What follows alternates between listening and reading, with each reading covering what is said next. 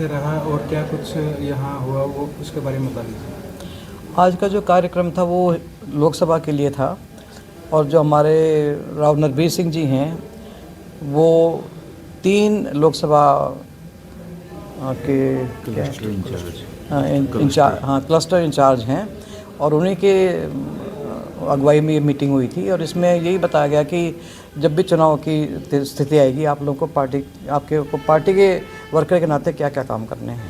तो फिलहाल जो आगामी लोकसभा चुनाव को लेकर किस तरह से देखते हैं कि क्या कहेंगे कि हिसार से लगातार अलग अलग कैंडिडेट के नाम चल रहे हैं और आपको क्या उम्मीद है हिसार से अभी फिलहाल जो सांसद है आपके बेटे विजेंद्र सिंह हैं और किस तरह से देखते हैं आगामी चुनाव को लेकर। देखिए कल चुनाव समिति की मीटिंग हुई थी जिसमें चौधरी वीरेंद्र सिंह भी मेंबर हैं और हर चुनाव जो 10 की 10 लोकसभा है उनमें 3-3 4-4 का पैनल गया है और वो तो आपको ही पता होगा कि पैनल में किस किस के नाम गए हैं।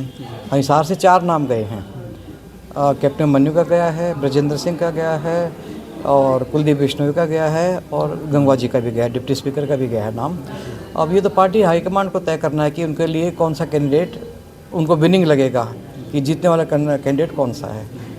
और जहाँ तक ब्रजेंद्र की बात है वो तो पिछले 5 साल से देखिए 2 साल तो कोरोना ने खो दिए, 1 साल किसान आंदोलन ने आपको पता ही हिसार भी काफ़ी इसमें आगे आने वालों में था। जैसे उचाना का आपने देखा खटकर टोल तो पूरा राजनीतिक हो गया था तो ये इसमें थोड़ा सा वो उतना काम नहीं कर पाए लेकिन अब तो लगातार वो हिसार में आ रहे हैं, मतलब पूरे अपने लोकसभा क्षेत्र में आ रहे हैं।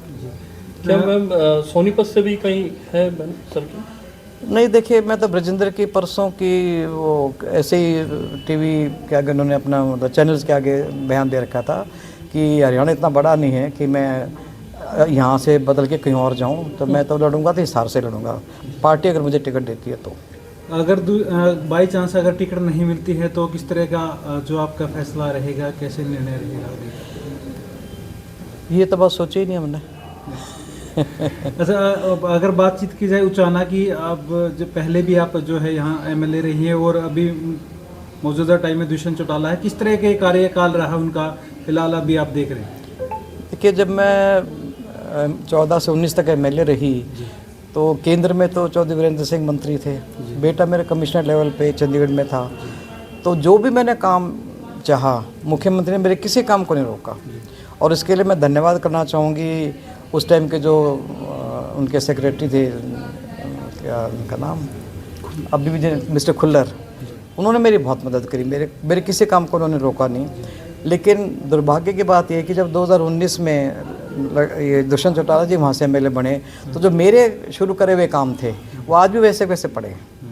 उसमें आपका ड्राइविंग स्कूल भी आ गया, उसमें छात्र का महिला कॉलेज भी आ गया, उसमें उचाना का बाईपास भी आ गया, मतलब कई ऐसे बड़े बड़े काम हैं जो करोड़ों के थे लेकिन वो नहीं हो पाए।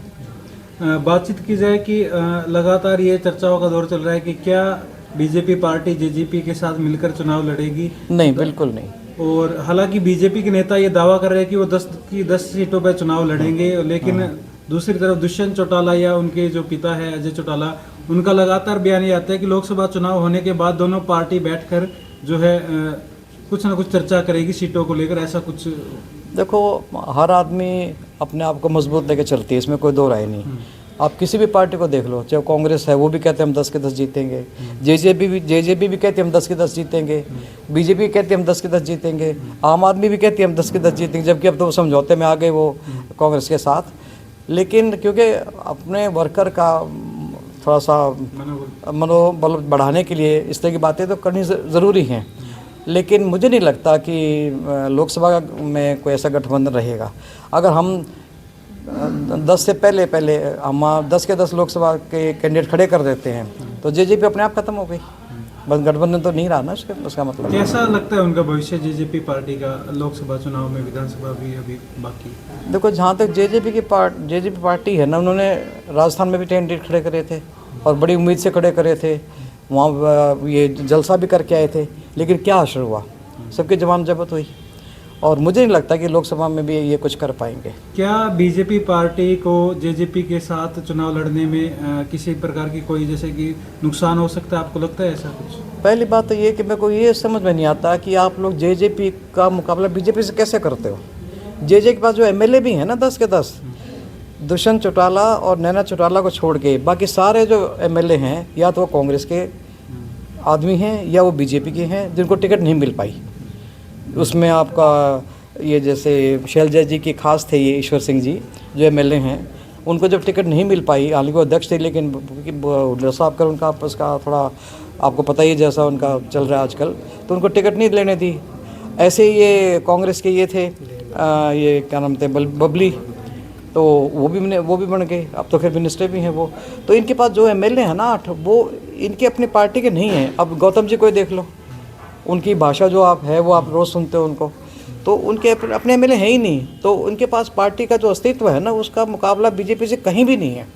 मैम आप एक तरफ कह रहे हैं कि बीजेपी अलग लड़ेगी, जेजेपी अलग लड़ेगी, दूसरी तरफ आपने जमानत की बात करी, क्या जमानत बचा पाएगी जेजेपी?